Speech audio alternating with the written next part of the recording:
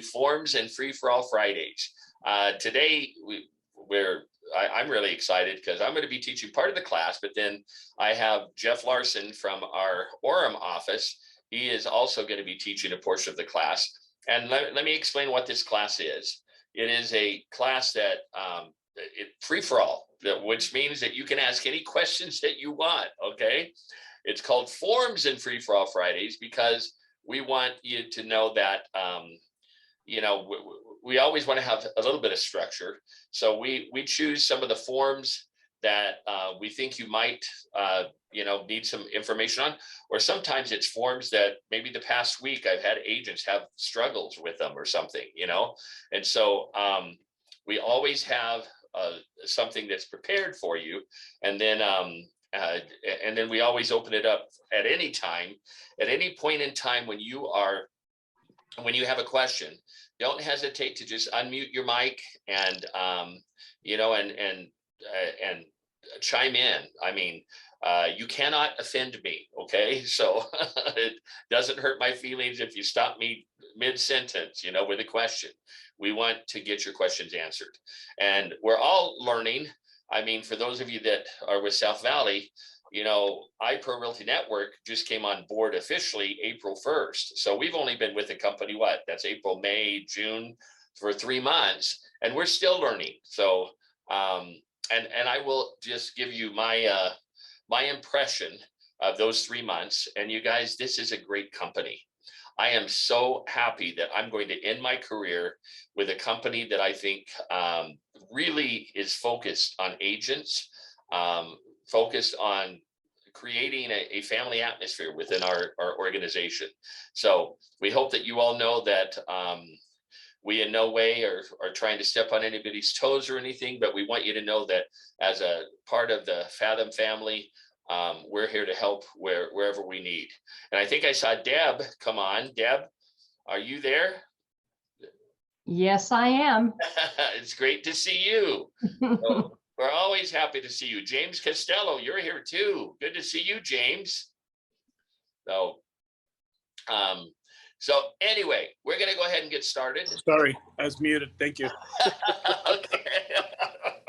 Well, that's been a prayer that people have said many times about me, that they wish I was muted, but it'll never happen. Okay. So anyway, I'm going to go ahead and share my screen. I'm going to start with some things that I think will be helpful to you. And this is kind of a punishment for me. Yeah, I told you that George is in my office, and George, I had a really stressful day the other day, and I just solved a couple of problems. For those of you that don't know, the district directors, or branch brokers as we are commonly referred to, we solve a lot of little problems, that arise on a daily basis. And I had a couple of pretty big ones that could have turned into lawsuits, and I got them both solved in one day. And so my mind was kind of just blank. And so I had a referral that I needed to fill out a referral form on. So I hollered at Georgia and I said, Georgia, where's the referral form? And she came in here and said, Don Zimmerman, I cannot believe that you just asked that question. So we all get a little bit rattled every once in a while. Don't ever be afraid to ask a question. I was always taught that the only question that is a dumb question is the one you don't ask, okay? So for my punishment, Georgia wanted me to go through, and you guys, as I went through these and preparing for this, I'm glad to see a lot of South Valley agents on here, because there are two sets of forms that we deal with. There's a set of forms that the Division of Real Estate requires, and then there's those forms that the company requires. And so we probably have a few forms that you're not used to, and so that's what we're kind of go through. So the forms that are Fathom forms that are a whole library of forms that, depending on the situation, are required by Fathom. I'm going to show you. I think most of you probably know how to get to them, but if you go to IntelliAgent, this is the dashboard that I'm on, and here on the left-hand side, on the left sidebar, you go all the way down to the Fathom tab and click on Fathom. And you can see that that opened up a drop-down menu. And if I go all the way to the bottom of that drop-down menu, there is the Resources tab. Click on that Resources tab. And now you can change. I've got it on Clearfield because it doesn't matter. It doesn't matter where I'm at. I'm the branch broker or district director over Clearfield, Midway, and Union Park. The forms are all the same, no matter which branch you're kind of on. But I'll go ahead and change it for Union Park. So I'm going to quickly go through these, because as I went through these, I thought, do you know what? Georgia was inspired to tell me this, because there are a lot of forms that I'd forgotten were in here. So the first one that we look at, this is Fathom Realty's W-9 form. Does anybody know when are you ever going to need a W-9? Anybody know? When you're doing new construction a lot. Okay, a lot of times when you do new construction. How about when you're doing a referral? Yeah, referral. Yeah, if you send out a referral, okay, before that company will send you your referral check, they're going to request your tax ID number and actually your W-9, because the W-9, when we send them a copy of the W-9, that's what allows them to write off whatever amount the commission is that they're paying as a referral fee. They get to write that off as a fee that they paid to Fathom, and then they're not charged taxes on that. Okay, so this is and here's the trick. There's been a couple that have been sent back. In any given year, the W-9 has to be one that is signed in the date that you do the referral. Okay, signed in the year, I'm sorry, and the year that you do the referral. So you can see that this one was signed on February 23rd, 2022. Don't worry about it that it was signed in February. This is a form that is good for all of 2022. Okay, so you'll see that you can use this one anytime. So when a company tells you, well, we have a referral check for you, but we can't send it out until we get that W-9 from you, this is where you get it, you guys. Let me show you again. So you went into Fathom, you went into Resources. These are the resources. It's the very first tab, and I think the second one is the same thing. Yeah, it is. So we put it in there twice because it bears repeating, okay? Don, can I make a comment really quick? Of course. As far as the IRS is concerned, whenever it's stated, it's still good. However, Fathom is a publicly traded company, and so they are audited quarterly, and they have to provide reports. They have to have a W-9 in the current year for anybody that they write a check to. So any referrals outside of the agents, any outside referrals or anything like that, they have to have it. So they're just to clear up some confusion, if you send a W-9 to anybody else, as long as it's stated and you've signed, as far as the IRS concerned, it's still good. But because we are publicly traded, that's why Fathom requires us to have it in the year of the referral. Okay. Oh, thank you for that explanation, Georgia. So just so you know, when I learn things as that's just the rule that Fathom has. If somebody asks me, well, Don, you know, you could actually have one date at any time. Your answer should always be yes, but Fathom requires it. And you probably won't ever get asked something like that. But thank you for that background, Georgia. Appreciate it. Okay. You know, Fathom has some entities that they own. There's Dagley Insurance, there's Verus Title, and there's Encompass Lending. So those are the three major ones. There's actually some others that we own too, but those three, hopefully you're going to at some point in time do some business with them. So there's an affiliated business disclosure for Fathom Holdings entities. And that's what this does is it's a disclosure that is probably going to be required by whichever Fathom entity that you work with. So this is the affiliated business arrangement disclosure statement. There's a couple of others in here, and I'm not sure the different, the affiliated business disclosure for Fathom entities. This is agent instructions. So when you open this one, this is instructions for completing the affiliated business relationship disclosure statement. So these are instructions on how to fill out the previous form that I just showed you. Okay, so just so you know, As we start getting more comfortable with our affiliated businesses, Dagley Insurance, Encompass Lending, Encompass Title, and Encompass Lending and Verus Title. Sorry, I'm getting them all confused. You'll probably have to start using these forms. Right now, they're still trying to set those three entities up. You actually can use two out of three of them right now, Verus Title and Dagley Insurance, but Encompass Lending is still about 30 days out from being approved by the state of Utah. They will let us know when that happens, okay? So the next one, agency representation. Well, what could that be? That is a handout that you can use, which if anybody doesn't understand agency representation, this shows them what a buyer's agent is, what a seller's agent is, and their duties to the seller and to the buyer. This is when you are a limited agent, which means one agent representing both sides. And this is limited agency, where you have one agent representing each side, but they're under the same principal broker. So this is a great handout for people to help them to understand those representation arrangements, okay? So then this is one that it's like my Bible, okay? And we have one for buyers and one for listings too, but this is the buyer's checklist form. So now this is not ever 100% accurate because every transaction is unique and, you know, a lot of times what paperwork you need.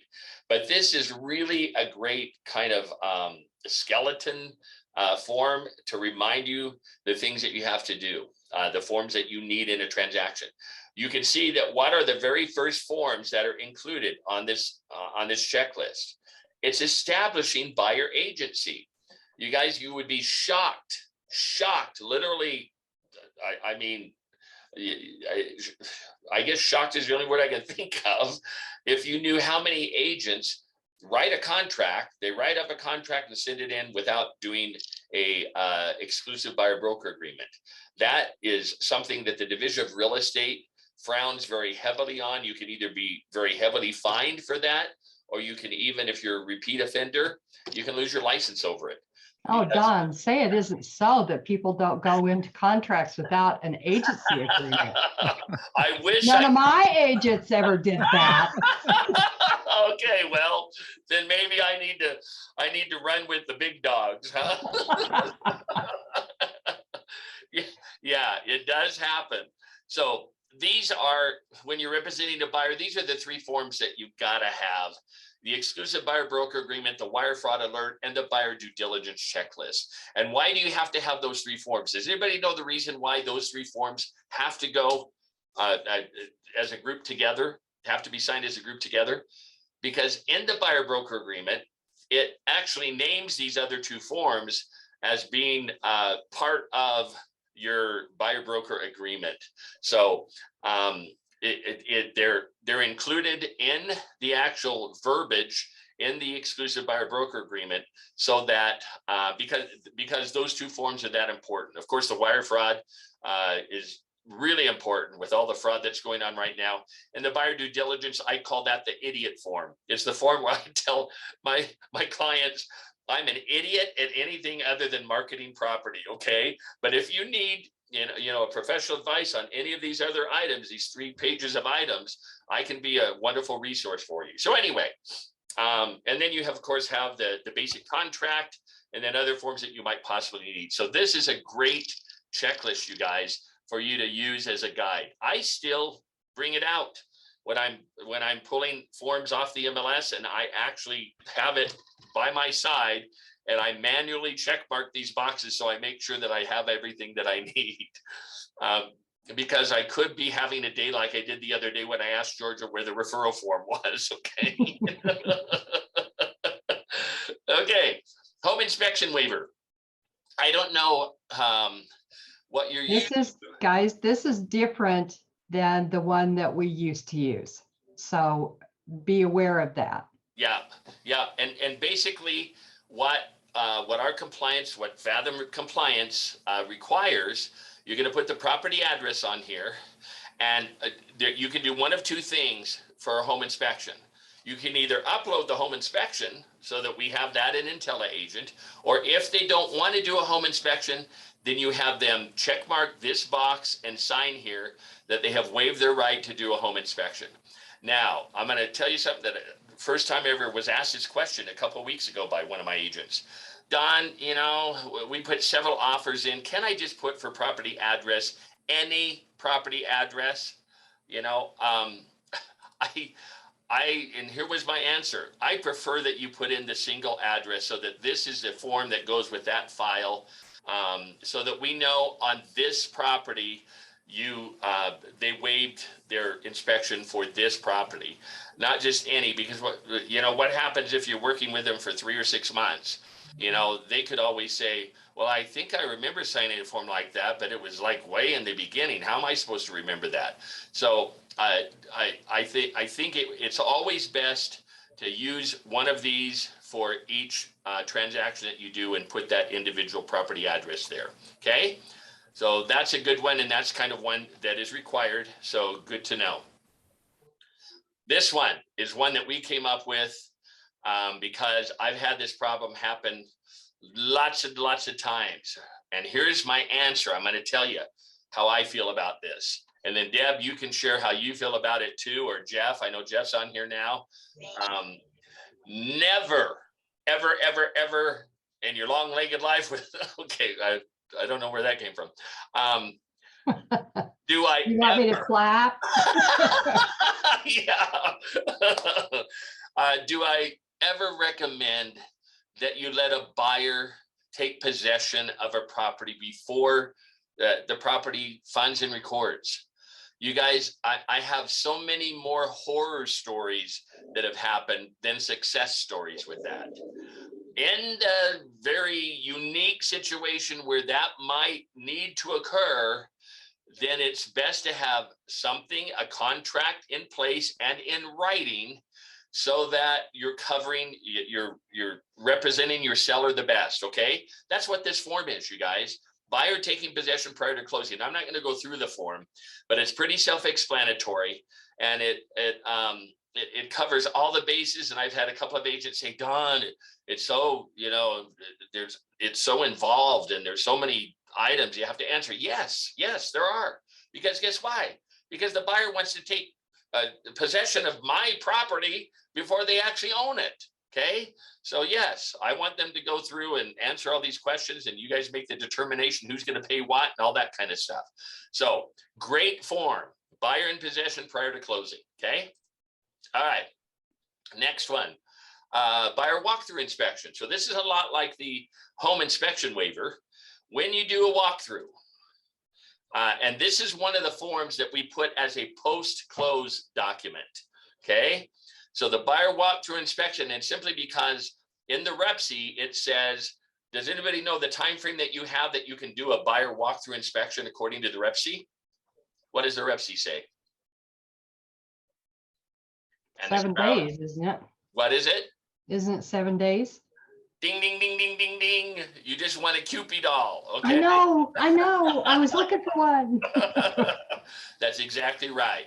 It says that 7 days prior to settlement, that a buyer has the right to walk through a property. Now, why is that important to know? Because I've had buyers that want to, 2 or 3 weeks early want to do a walkthrough. Well, first of all, that's not going to give you the best walkthrough, because you want to do it closer to settlement. I have some agents that do it the day before settlement, or the morning of settlement. And so that's why we made it a post-close document, so that you can do it, whenever you want. But by contract, you can do it up to 7 days prior to settlement. Okay. Same thing. You either do a walkthrough, and even for new construction, you have to do this. By the way, you also have to do an inspection waiver for new construction too. Okay. Because believe it or not, they could have an inspection on a brand new home if they wanted to, or they can waive it. Most people waive it because, a builder is required to give a 12-month warranty. By the state of Utah requires that of all new home builders. But anyway, you either fill this out, the property address, And when I do new construction, you know, we do the blue tape walkthrough. I just write on here something like all items that are marked with blue tape, because the last one that I did, I'll bet there were 350 blue tape marks. Okay. And I'm not going to write down every little thing. Southeast corner of wall in first bedroom on the north end. Exactly. So, and then I put builder will perform repairs, you know, prior to settlement or something like that. And then they sign it. But if they say, you know what, we don't care about a walkthrough inspection, then again, check mark the waiver and have them sign this, because they're waiving their right to do a home inspection. Okay. Can I tell you why I always have my buyers do a walkthrough? Of I course. had and it's just because of this one thing. I walked in, has anybody seen the movie Moving with Richard Pryor?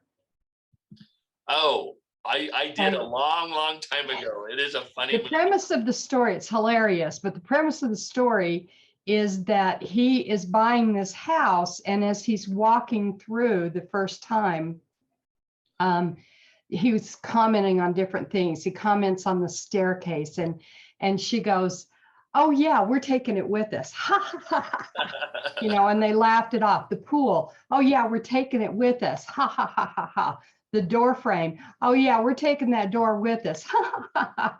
And so when they start to move in, they come to the house with all their furniture and everything. There's no door. There's no stairway.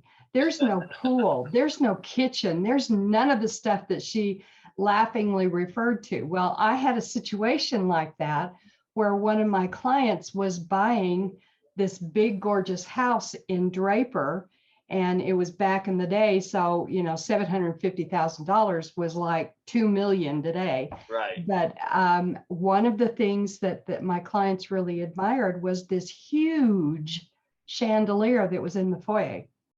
And that's part of the reason they wanted this elegant thing to go in. Well, when they did the walkthrough, the sellers had taken down that chandelier and had put in a $59 chandelier from Home Depot up in it.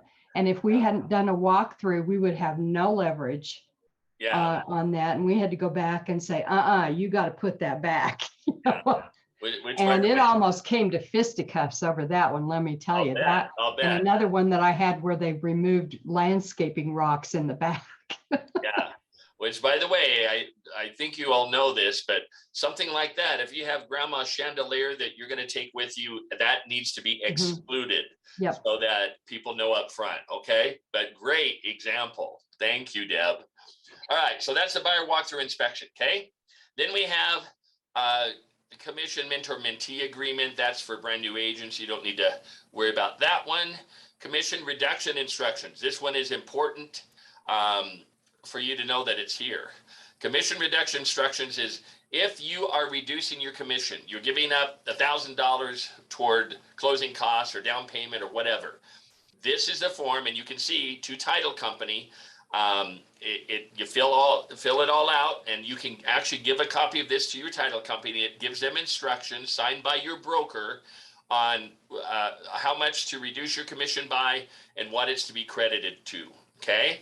So here's where people get confused. The total commission due to Fathom Realty for the above noted transaction, let's say it's a $500,000 home with a 3% commission, that would be $15,000. So the total commission due to Fathom would be $15,000. Let's say you're giving up $2,000. Please pay Fathom Realty, you subtract the $2,000, please pay Fathom Realty $13,000 at the close of escrow.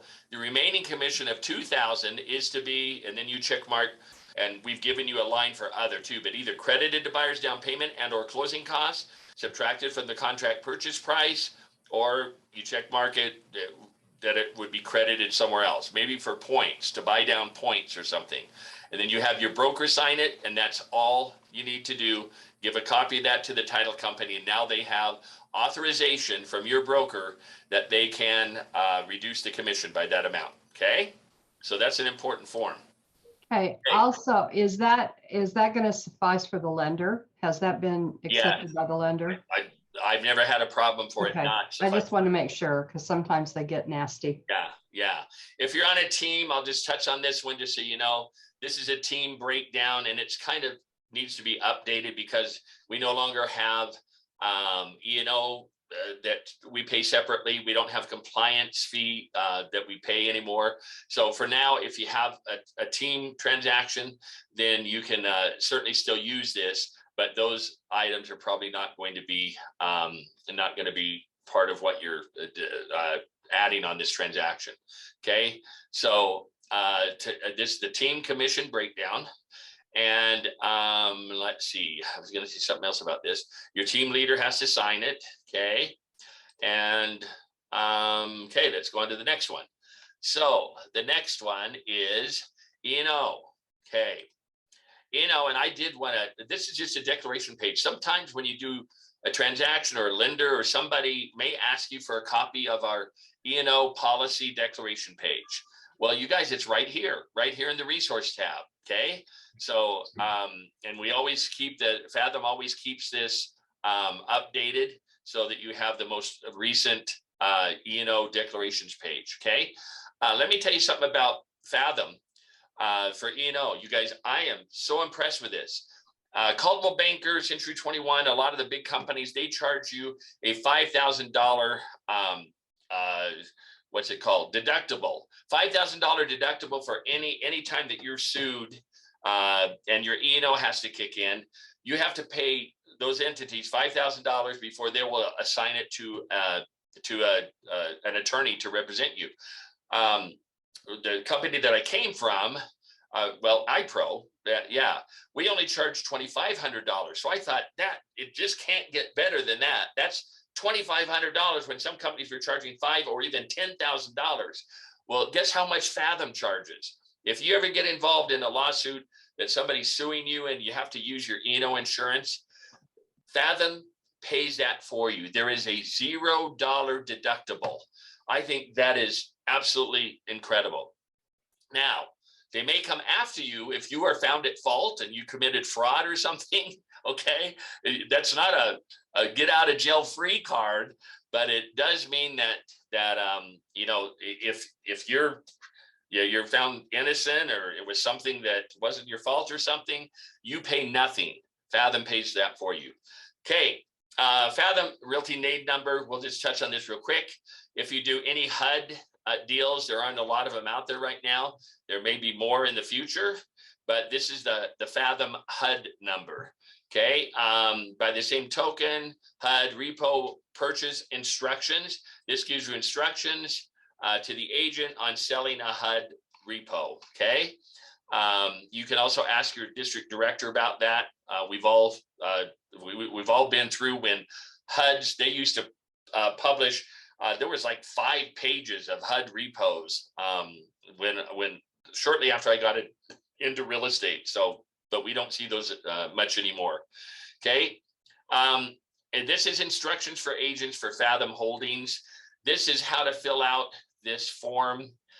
So this is instructions for competing the affiliated business relationship disclosure statement. Remember, that's if you're going to use any of our affiliates, Verus Title, Dagley Insurance, or Encompass Lending, that does have to be disclosed. And so there is a disclosure that gives you the instructions on how to do that. Okay, listing co-agent agreement. This one's kind of important. So let me tell you how this works so that you all know. You have agent number 1, who is the primary agent. Agent number 2, that is the co-agent. Okay, you fill out all the information, whatnot, what the splits are going to be and all that kind of stuff. Okay, the agent sign it, Fathom Realty agent number 1 and agent number 2. And then what happens if you do a co-agent transaction? First of all, of course, you're only getting half the commission. You each get half of the points from the board or the MLS to count toward, your production numbers. But just so you know, Fathom charges the $500 to each agent, the agent number 1 and agent number 2, because their E&O company has assessed that they have twice the liability. However, the silver lining to the cloud is you also both get stock grants. for that one transaction. And you both still get that to count as one transaction toward your cap. Okay. So we didn't know that when we first started. I found out about this. Like I said, we've been with them for 3 months. I probably found out about a month ago that that's how this works. So important for you to know. Okay.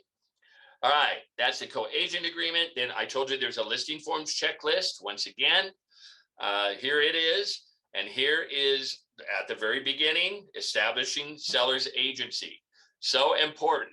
And the exclusive right to sell, listing agreement, the wire fraud alert, and seller's property condition disclosures, those are all incorporated into the listing agreement by reference as part of the listing agreement. So all of those have to be filled out together. They're all part of the singular individual contract. Okay. And then of course you have seller's property condition disclosures, lead-based paint, MLS input form, whatever. Like I say, this is a good guide to go by. Don't accept this as your Bible, that it's at 100% accurate all the time. Okay. Next one, MLS change form. This one's important for you to note. For those of you that have been in the business for a while, you probably remember that the MLS used to have a change form. They took that away. Why? Well, how do they expect you to make changes to the listing? Well, there's one of two ways you can do it. Our agents were so used to using a change form that we created one, and Fathom approved it for your use. And that is that we created a change form that's very similar to what the one on the MLS used to be like.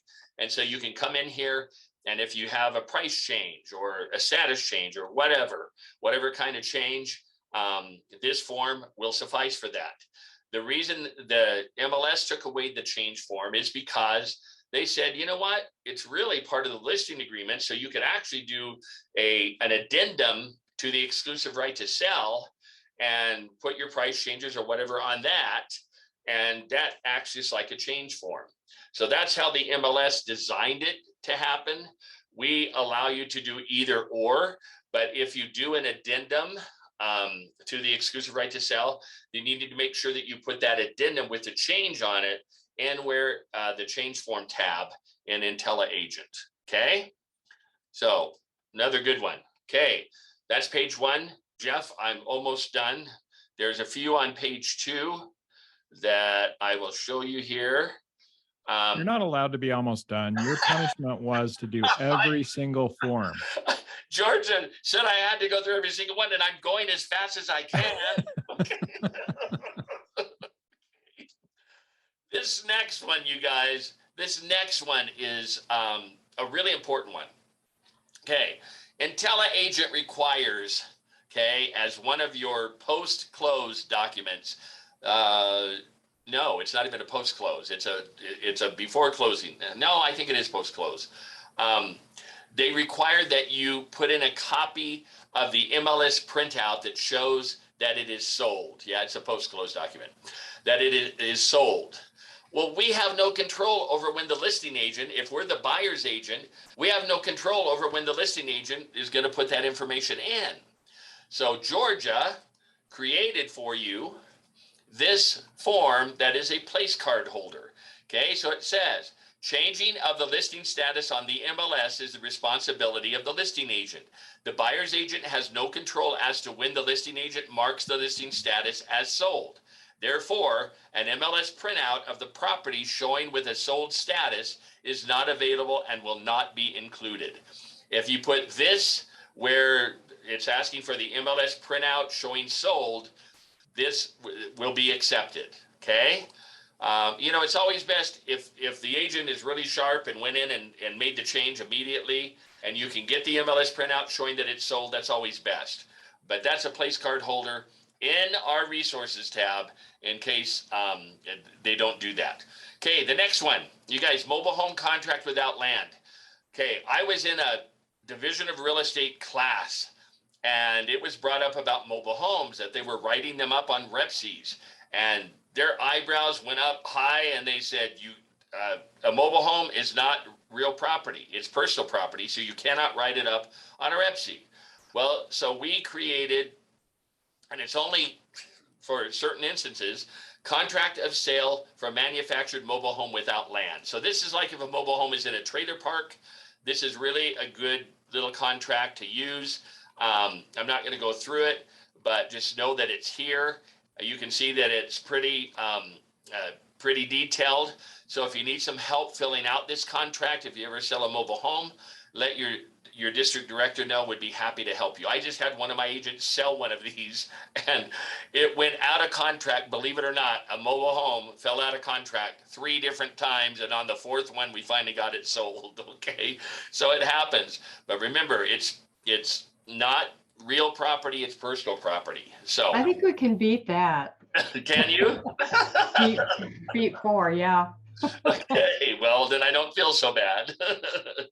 Okay, multiple offer appraisal gap addendum. Okay, this is an appraisal gap. I think you all know what an appraisal gap is, where you can, it says if the buyer's lender's appraised value is less than the purchase price, the buyer agrees to pay the difference between the appraised value and the purchase price in cash at closing. Go through. This one is different than the one that's on the MLS. And I have some verbiage that I use that's even more different. But if you need some help with an appraisal gap with this, take a look at this. If you don't understand it, call your district director. But I just want you to know that it is there. Okay. Let me tell you the other one. Let's see. That's appraisal gap. Multiple offer worksheet. I've used this when there were multiple offers on every property. One time I had like 7 of these because I had 21 offers. So 3 times 7 is 21.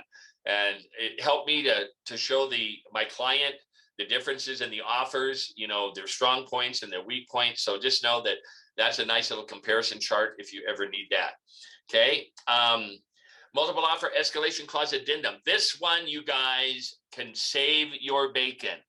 Let me tell you what it means. Okay.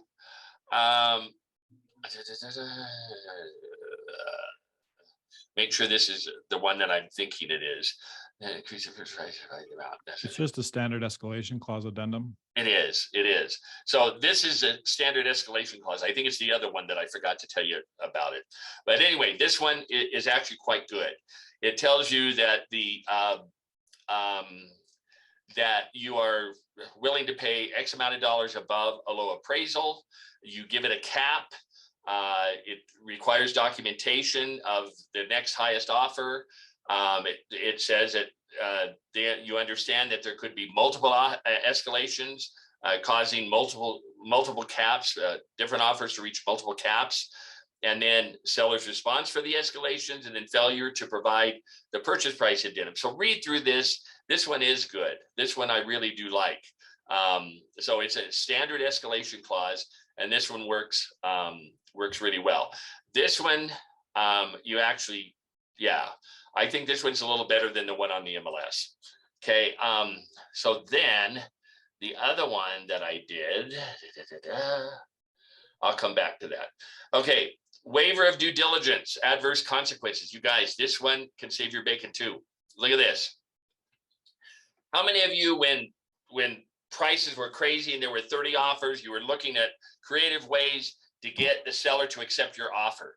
We had on one of our offers, a buyer from California paid $100,000 above a low appraisal, and $20,000 went non-refundable upon acceptance of the contract. I mean, just insane, crazy things.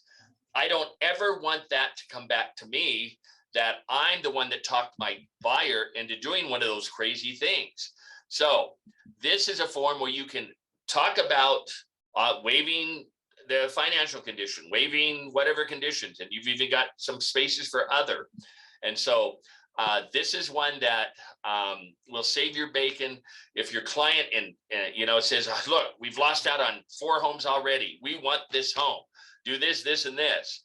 Well, then have them sign this form that they understand, what that means and what it's going to do. Okay. It could create possible adverse consequences for them. I would never suggest that my client put any money down upon signing the contract. After due diligence, I don't have as much stress about, but upon accepting the contract, so you're you're giving them money. I call it extortion money. You're giving them money just to accept your contract, and then you don't even know the condition of the home yet. That's insanity to me, but there are agents that were doing it. So we created this form, and it's a really great one. Okay. All right. And there are a number, the division's already said that there's a number of lawsuits already starting on this kind of thing with what's happened in the past couple of years. And so it's one of those things that you really need to cover yourselves with if you're going to do something like that. Absolutely. Thank you for bringing that up. And in fact, we had an attorney that was going to join my office as a realtor, and evidently his attorney service wasn't going quite so hot. And I didn't hear from him for a little while. So I called him, followed up. He said, Don, I've got so many real estate lawsuits now that I don't have time for real estate. So I'm going to put it on the back burner.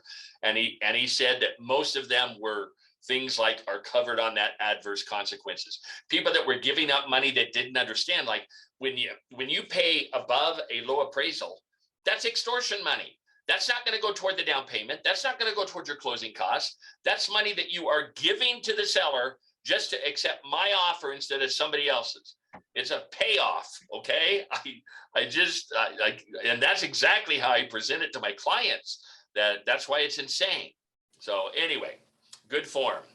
Okay. Onboarding checklist for those of you that are newer, you didn't know this was here. This is a great checklist to upgrade to Fathom Realty.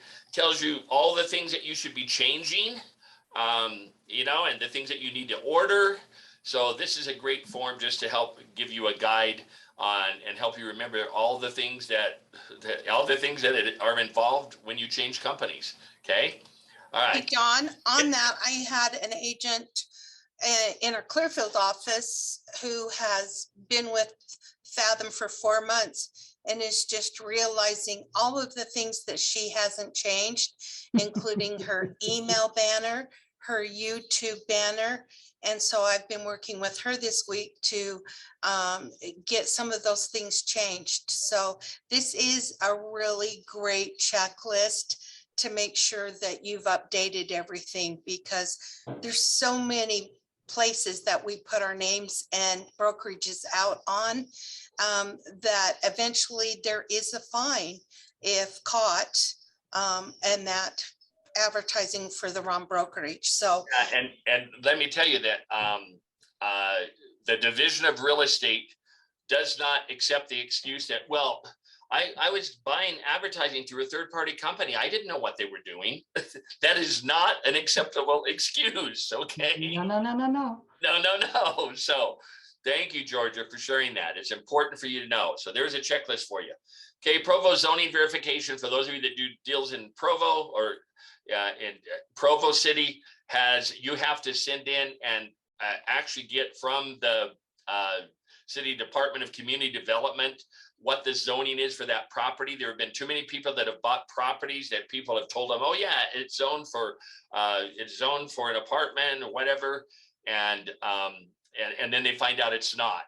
I actually sold a property in Provo that had a beautiful mother-in-law apartment, but they were renting it out to students, and somebody turned them in because there were so many cars in this cul-de-sac where the property was located. The city came and did an inspection. They said, this is not zoned for multifamily. They yellow taped the basement, made them take out the kitchen, all the cabinets and everything. They put in a beautiful kitchen, everything. I mean, they were fined several $1,000s. So you guys, this is a form that if you do transactions in Provo, you just need to follow the rules with what Provo City requires you to do. Jeff, and there's a way to do that online. So if you get to that point, just let me know, and I'm happy to walk you through the online version of it so that you can order it online and get it done quicker. Just reach out to me. I'll send you the instructions. Thank you, Jeff. And there is a $25 charge sometimes. I know when I did it online, they didn't charge me $25. Yeah, it just depends. It's weird. It is weird. Depends on who you get, or maybe what they had for breakfast that day or something. I don't know. Or how you are nice to them or not nice to them. That's right. Maybe how you're nice to them. That's why I always get charged, probably. I've heard that about you, Jeff. Jeff Larson again. Can we charge him $50 this time? I wouldn't doubt that at all. You guys thought I was bad asking for chocolate. Yep, yep. Okay, so almost, this is the last ones, okay? Referral agreement. These are the referral agreements that I was asking Georgia where they were located. Okay. The first, and I know this, you guys, I mean, I really do know this. I just was having a stressful day. So the So first now you one- know, Don, when your agent calls and asks you where this form is, and you're like, I've told you 10 times, maybe they're having a stressful day. Thank you, Jeff. I'll be a little more patient and considerate next time, okay? So we have 3 different referral agreements. This one is an incoming referral agreement. That means if somebody from another company is sending you the referral, then this is the one that you would fill out. So that's an incoming referral. They're sending you a referral, okay? The second one is, well, let's do this one down here. This is an outgoing referral agreement. So this is sending a referral out somewhere else. It could even be within the same city, but you're referring somebody to a commercial agent or something, okay? But this would be the referral. If you are sending somebody else a referral, you're sending them a potential client, they close on the deal and they're going to pay you a referral fee. This is the one. So don't get confused that, wait, I'm getting the referral fee. So wouldn't that be incoming? No, this is talking about the client. So you would be outside referring the client outgoing. Okay. So that's the second one.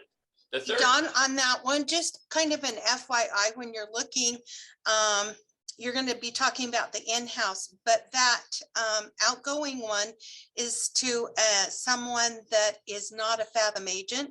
For example, I've just been on the phone with a agent in Kansas, just outside of Wichita, looking for a referral, and there's no Fathom agents in Kansas.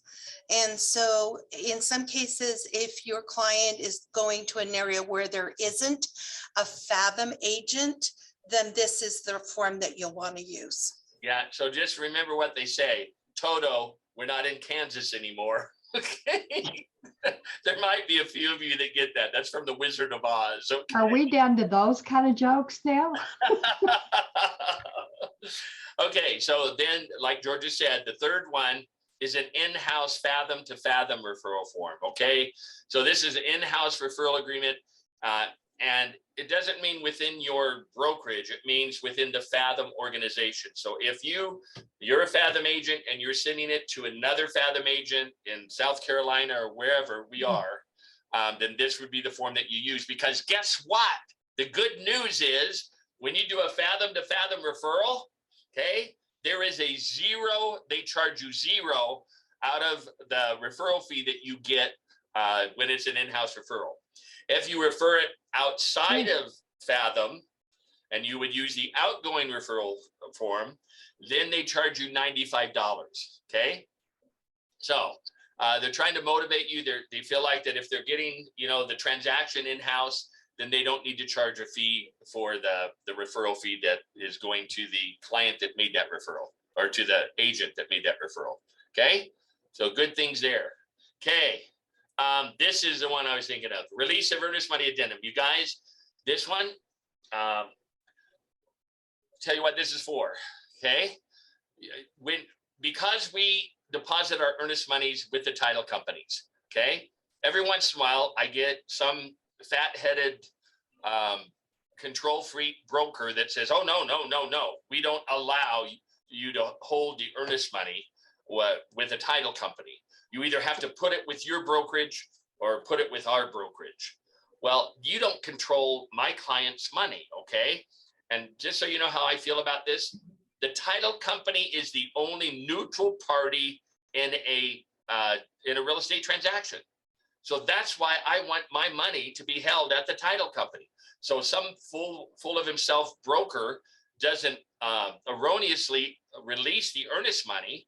And I had that happen several times. Well, not several, maybe 3 or 4 times in my whole career, where we said, no, we don't agree with that. The earnest money needs to come to my client. He went ahead and released it anyway. If he does that, what's our only option? to get it back is to take them to court, to small claims court or something. So when the title company has it, that the problem that most companies have is that the title companies require a signature by both parties to release the earnest money. And if one of the parties is ticked off, they say, I'm not signing anything. I'm not going to sign that. And so where do you go? You know, so this is a form that you can use up front if somebody's having stress over that. This is a release of earnest money form that says, by signing addendum number blank, deposit of earnest money with title company addendum to the real estate purchase contract, buyer and seller mutually agree that buyer and seller signatures will serve as mutual consent and instructions to be designated to the designated title company holding the earnest money deposits to release the earnest money as delineated in the real estate purchase contract terms and conditions. Okay, so while people are playing nice with each other at the beginning of the transaction before there's any problems, you can have, if a broker says, no, you can't do that. Say, well, I have a form that I think you'll be happy with. And we get the title company to agree that that they will release the earnest money as per the REPC, okay? And we actually tested this form out because in St. George, there were 2 title companies that would not, they wanted signatures from both parties to release the earnest money.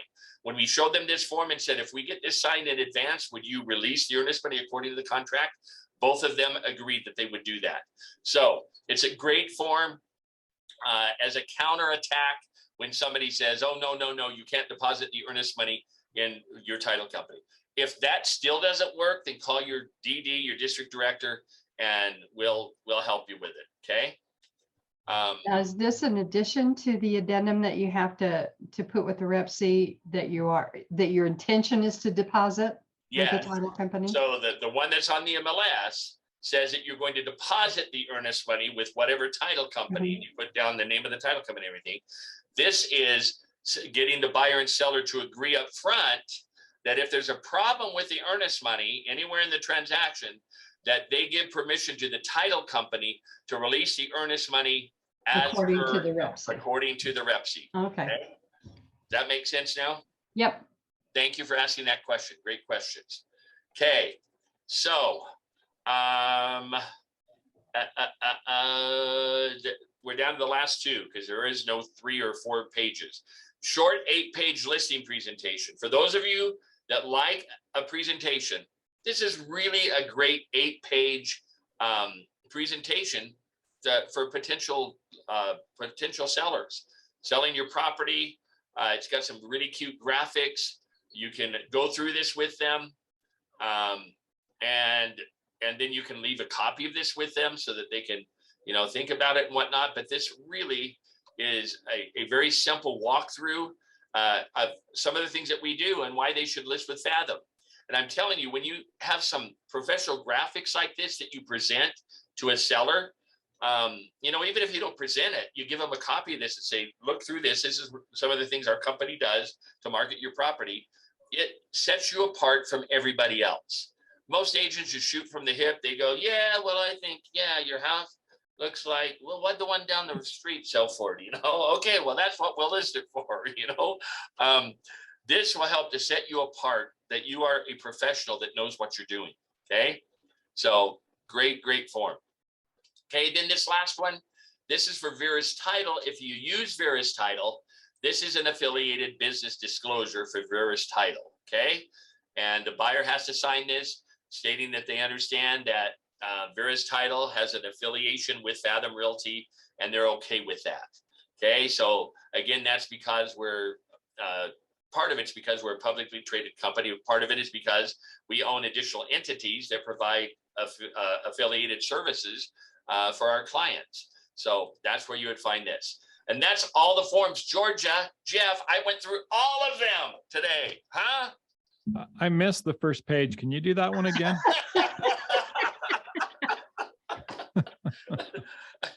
You guys, and I had asked Jeff to come and Jeff, I'll have you do that next week. I'll let you start with things. You guys, forms is part of marketing stuff too. And so next week, Jeff is going to show you our marketing department and all of the wonderful handouts and different things. I mean, we're talking things for social media, posts for social media, all kinds of wonderful, wonderful graphic stuff that they provide for you to be able to market yourself and be able to get more leads and get more business. So we don't have time to do that today. Sorry about that, Jeff. No, totally fine. Okay, but I did want to open it up for any questions that anybody might have about anything. Does anybody have any new listings? Any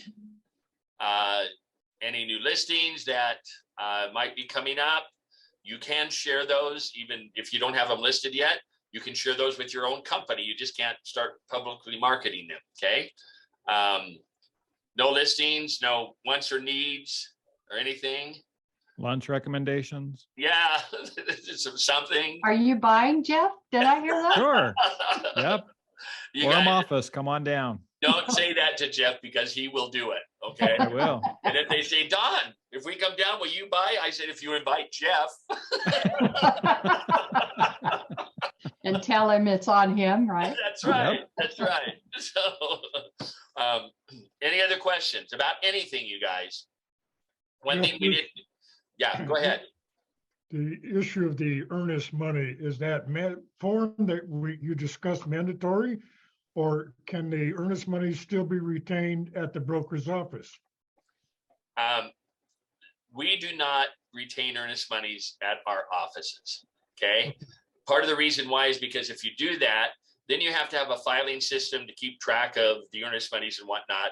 And so because the state of Utah allows us to utilize the title companies, that's it's actually, I'm going to say it, kind of a lazy man's way to do it, because then it supersedes us from having to do any of that additional work of keeping track of all the earnest monies and stuff. So we don't do it. So Richard, but thank you for bringing this up, because if you ever have a broker that insists that no, it has to be held at a brokerage, if push comes to shove, you use that form, you know, showing him that the buyer and seller can agree up front that the title company can release their earnest money if there's a problem according to the contract, and that still doesn't work. There are some times when I've given permission, and I know Jeff has too, for the listing agent, his company, to hold the funds, the earnest money funds. That's not my preference, but if I certainly don't want that issue to come between them, you know, accepting my client's offer or not. So when push comes to shove in those very unique situations, you can do. Now, all of these forms that you've discussed, all of these forms that we've reviewed today, discussed, are they being retained in a particular file someplace with Fathom? Yeah, so Remind him where they are. let me show you again. Okay, so here's IntelliAgent, okay? Right. So when you go into IntelliAgent, it opens up your dashboard. So to get to all of those forms, Richard, all you do is here on the left-hand side, go all the way down to where it says Fathom, click on Fathom, and that gives you a drop-down menu, and then go all the way down to Resources, click on Resources, and voila, there they are, okay? But once you've completed them, then where are they retained? Where do we need to send them to? Well, if they are part of your transaction, you just would save them on your computer somewhere. You send them off for signatures or whatever. You save them in a file on your computer for that transaction, and then you would have to upload them at some point into IntelliAgent. Almost all these forms are going to be signed by one of your clients, and Fathom requirement is that once they're executed by your clients, once they've been signed, you've got 48 hours to have them in an IntelliAgent transaction. Okay, that's what I needed. All right, thank you. No, good questions, Richard. Good job. Anybody else? Any other questions about anything? Okay. Brad, what about you? You are brand new to this side of the industry. Do you just not know enough yet to ask a question? I'm just trying to be a sponge. I think that's kind of it. I don't know what I don't know yet, so I'm just trying to soak it all in. I hear you. Sometimes we don't know what to ask. So that's why it's important, you guys. I tell my agents this all the time. if I give you this statement, fill in the blank. Blank is the best teacher. Blank is the best teacher. Dawn. Jeff, ding, ding, ding, ding, ding, you win a QPR. No, not the answer I was looking for, but I like that answer better. Okay. Repetition is the best teacher. Repetition is the best teacher. You guys, this stuff, I'm grateful for Jeff because he catches on to some of this stuff like that. And it takes me maybe a couple of times. Once I have it, and I can teach it. I can do whatever with it. But I've got to go through it a couple of times, and so I'm grateful that I have somebody that can help me through that process. And that's why we are here, is to help you through that process. And we are so excited, Deb, to have you on board, to have all of your agents on board. It's just the more give it a couple of weeks, Don. the more agents we have in Utah, the more signs that will be out there, the more that people will start, knowing who we are. And don't forget, we have an incredible referral program, you guys. So our referral program, remember that if you refer an agent to, let's say, somebody in South Valley, you call Deb and you say, Deb, I think this agent is really interested in Fathom. Debbie will call that agent, and if she recruits that agent, she gives you credit for that. And for the first agent that you recruit in a 12-month period, you get $500 in stock grants, okay? If you do for the second, third, fourth, and fifth agents in that same year, you get $1,000 in stock grants for each of those agents.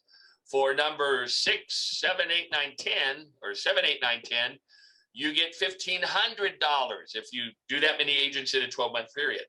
If you do 11 or more agents in a 12-month period that you refer them, Deb recruits them, and she gives you credit for them, okay? Because she gets credit anyway. We don't have to give ourselves credit because the DD gets credit anyway.